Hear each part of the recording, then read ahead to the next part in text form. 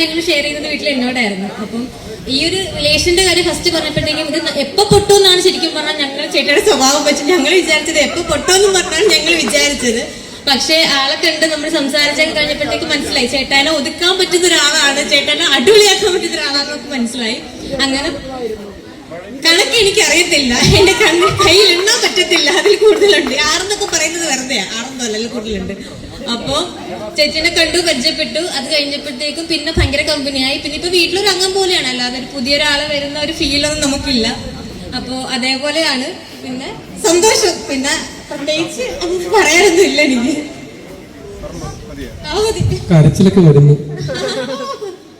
അല്ല, പുതിയൊരാളെ കാണുന്ന ഒരു ഫീലോ അങ്ങനെയൊന്നും ഇല്ലല്ലോ. കാരണം അത് ഇത്രയും നാളായതുകൊണ്ട് ഭയങ്കര കമ്പനിയാണല്ലോ നമ്മൾ. ഒരിക്കലും ഇല്ല, ഒരിക്കലും ഇല്ല. അതിന്റെ ആവശ്യം നമുക്ക് വരത്തില്ല അല്ലേ? കുത്തി പറഞ്ഞ അതിന്റെ ആവശ്യം വരത്തില്ലല്ലോ അല്ലേ? ഞാനും പ്രതീക്ഷിക്കുന്നു. അത് തിരിച്ച് എല്ലാരും നോട്ട ബീച്ചിലൊക്കെ പോയിരിക്കുന്നുണ്ട്. ഇവിടെ ഇവിടെ പരിപാടി, ഇവിടെ എല്ലാരും വന്നിരിക്കണേ. ഇവിടെ അടുത്ത് നമുക്ക് നവാസിക്ക വിളിക്കാം. ഒരു പാട്ട് ആയിക്കോട്ടെ, പാട്ട് പാടിക്കൊണ്ട് പുള്ളി പുറേന്ന് വരുമെന്നാ പറഞ്ഞേക്കുന്നത്. നവാസിക്ക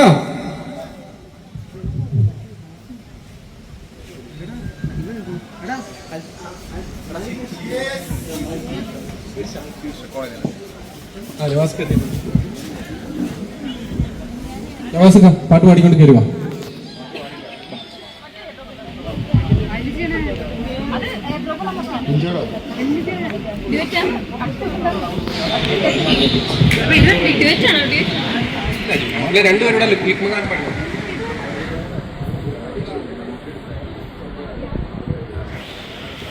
ഹലോ, പാട്ട് പാടാനൊന്നും അറിയത്തില്ല, ഒന്ന് ശ്രമിച്ചു നോക്കണം അല്ലേ?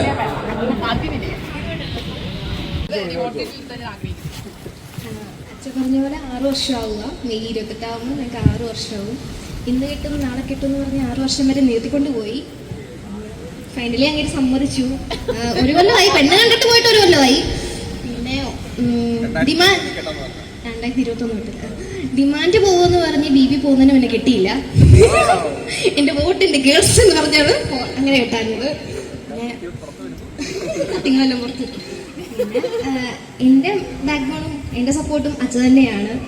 എൻ്റെ എല്ലാ ആവശ്യത്തിനും കൂടെ നിന്നു. എനിക്ക് കുറച്ചുകൂടെ ഫ്രീഡം കിട്ടി. എൻ്റെ വീട്ടിൽ ലവ് മാരേജ് സമ്മതിച്ചു അച്ഛനായതുകൊണ്ട്. എൻ്റെ വീട്ടുകാർക്ക് അച്ഛനെ ഒത്തിരി ഇഷ്ടപ്പെട്ടു. അതാണ് മെയിൻ. എങ്ങനെയൊക്കെയോ അത് സംഭവിച്ചു.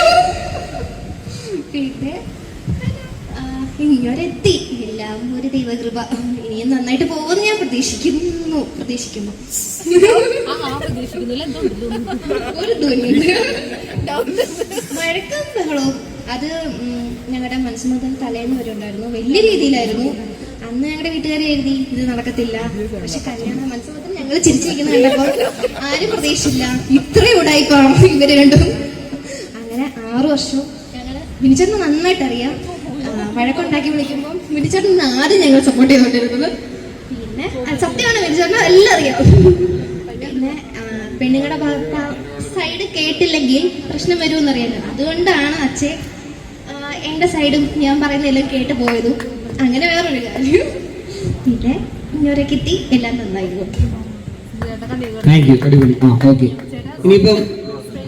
ഇനിയിപ്പം നമുക്ക് നമ്മുടെ പ്രേക്ഷകരിൽ നിന്ന്